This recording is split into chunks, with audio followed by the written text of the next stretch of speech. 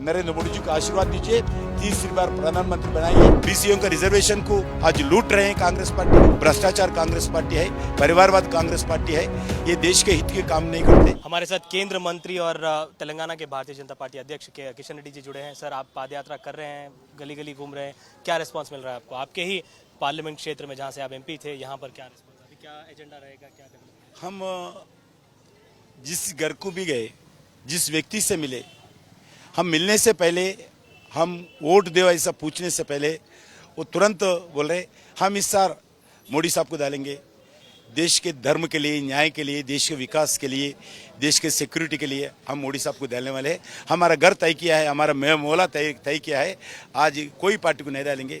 हाँ, भले हम लास्ट विधानसभा चुनाव में अलग अलग पार्टी को डाले होंगे, मगर इस टाइम हम एकत्रित होकर यूनिटी के साथ मोदी साहब का आशीर्वाद देंगे, मोदी साहब को जिताएंगे, मोदी साहब को प्रधानमंत्री बनना चाहिए, ऐसा हर घर में हर व्यक्ति भी बोल रहे हैं। सर, इस चुनावी माहौल में अपीसमेंट, तुष्टीकरण जो है, कई सारे आरोप लग रहे हैं, भारतीय जनता पार्टी हो या कांग्रेस पार्टी हो, लेकिन एक कांग्रेस के मिनिस्टर का वीडियो वायरल हो रहा है जहां पर वो कह रहे हैं कि मुसलमान वोट की वजह से कांग्रेस सरकार में आई है, मुसलमान जो है वो हस्तक जो उनका सिंबल होता है उसकी वजह से कांग्रेस को ज़्यादा पावर मिला है। इस पर क्या कहेंगे? सही बात है, मुसलमानों को लगभग 75 ईयर से वोट बैंक मानते हैं लोग, वो इंसानियत नहीं मानते, वो आदमी नहीं मानते, वो जनता नहीं मानते, ह्यूमैनिटी नहीं मानते, सिर्फ वोट बैंक के नाते इस देश के मुस्लिमों को भड़काकर, भारतीय जनता पार्टी के खिलाफ भड़काकर वोट लेकर सत्ता पाते हैं, सत्ता में बैठते हैं, मगर ना मुस्लिम को कुछ करते हैं, ना हिंदू को कुछ करते हैं, ना ईसाई को कुछ करते हैं, सिर्फ ये परिवार के हित के काम करने वाले पार्टी है कांग्रेस पार्टी।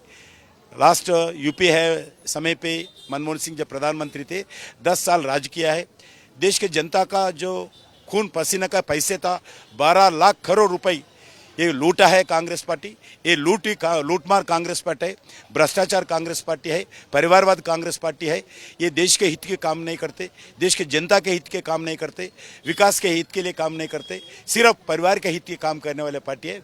बिल्कुल सही बात है, मुस्लिमों को वोट बैंक के नाते देखते रहते हैं लोग। सर, इसी मुद्दे पर रिजर्वेशन को लेकर विवाद चल रहा है। सर, 4% रिजर्वेशन हटाने की बात अमित शाह जी कर रहे हैं, आप क्या कहेंगे? कांग्रेस पार्टी यहाँ पर रेवंत रेड्डी जी कह रहे हैं कि 4% रिजर्वेशन नहीं हटेगा, अगर मौका मिलता है तो ये बढ़ेगा भी, तो इस पर आप क्या कहेंगे? बढ़ेगा नहीं बोल रहे, झूठ बोल रहे, ये किधर बढ़ाता है? आज मैं हैदराबाद शहर में म्युनिसिपल कॉरपोरेशन में 150 सीट म्युनिसिपल कॉरपोरेशंस का डिविजन्स है कॉरपोरेटर्स का, उसमें 33% 50 सीट बीसीस को रिजर्वेशन होता है, मगर कांग्रेस के राज्य में, बीआरएस का राज्य में जो बीसीस का 50 सीट रिजर्व सीट है, उसमें 31 सीट्स में नॉन बीसी जीत के आए, ये 4% मुस्लिम रिजर्वेशन के कारण नॉन मुस्लिम से जीत के आए।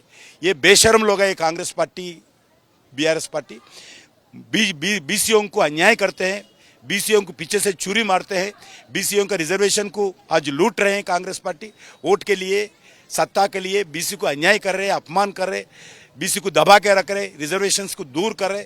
ये लोग कभी तेलंगाना के जनता बीसी माफ नहीं करते कांग्रेस पार्टी को, बीआरएस पार्टी को। सर, एससी एसटी और ओबीसी का रिजर्वेशन हटा दिया जाएगा अगर भारतीय जनता पार्टी पावर में आती है, तो ये काफी सुर्खियों में रहा, और आपके ही राज्य के नेता जो है रेवंत रेड्डी इसको वोकल कर रहे हैं पूरे देश में, तो इसको क्या कहें? ये वोकल करके ही लास्ट जीते हैं, अभी भी ऐसे समझ रहे, मगर जो स्टेटमेंट देके लोग का जनता बीसी एससी हंस रहे।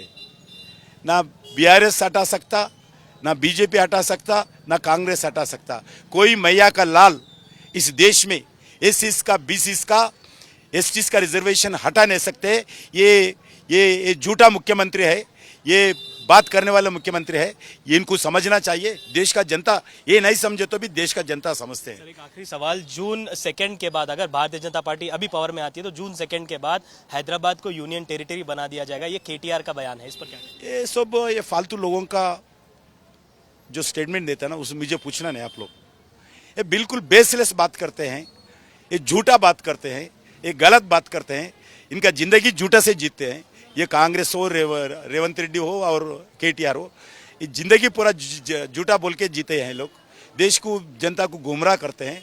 इनका बात को कोई जवाब देने का जरूरत नहीं, हम जो करना है तो बोलते हैं, इनका बातों से जवाब देने का जरूरत नहीं है, क्योंकि हम उस सिलसिला में सोच भी नहीं सकते। अभी चुनाव 2 हफ्ते में है, जनता के लिए क्या मैसेज रहेगा सर? मैं तेलंगाना के जनता से, देश के जनता से यही अनुरोध करता हूँ, आगे आइए, कांग्रेस पार्टी जो अलग उनका अलायंस पार्टी से है, सिर्फ वो परिवारवाद पार्टी है, भ्रष्टाचारों का पार्टी है, देश का विकास के लिए काम नहीं करते हैं।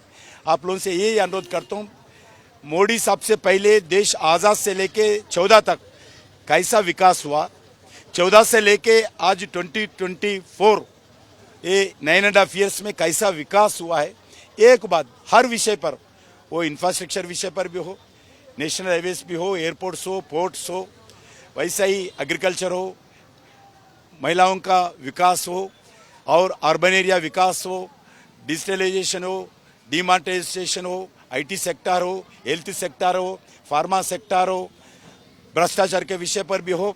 हम देश के हित के लिए काम किया है। उनके समय पे कितना एजुकेशनल इंस्टीट्यूशंस था, उनके समय पे प्रोडक्शन कैसा रहता था, उनके समय पे मैन्युफैक्चरिंग कैसा रहता था, उनके समय पे एम्प्लॉयमेंट जनरेशन कैसा रहता था, इन्वेस्टमेंट्स कैसा रहता था। आज एक नरेंद्र मोदी जी के स्थान पर कुर्सी में बैठकर आज देश के हित के लिए काम करे। इसलिए मैं आप लोगों से अनुरोध करता हूँ, इस देश के लिए, देश के विकास के लिए, देश के भविष्य के लिए, देश के धर्म के लिए ये नरेंद्र मोदी जी को आशीर्वाद दीजिए। धर्म बचाने वाले, धर्म से काम करने वाले, धर्म के आधार पर देश को चलाने वाले नरेंद्र मोदी है। नरेंद्र मोदी जी को आशीर्वाद दीजिए, तीसरी बार प्रधानमंत्री बनाइए। यही मैं देश के जनता को, तेलंगाना जनता को अनुरोध करता हूँ। धन्यवाद सर, हमसे बातचीत करने के लिए। तो ये थे भारतीय जनता पार्टी के प्रदेश अध्यक्ष किशन रेड्डी जी। कैमरा पर्सन दामोदर के साथ अब्दुल बशीर, हैदराबाद।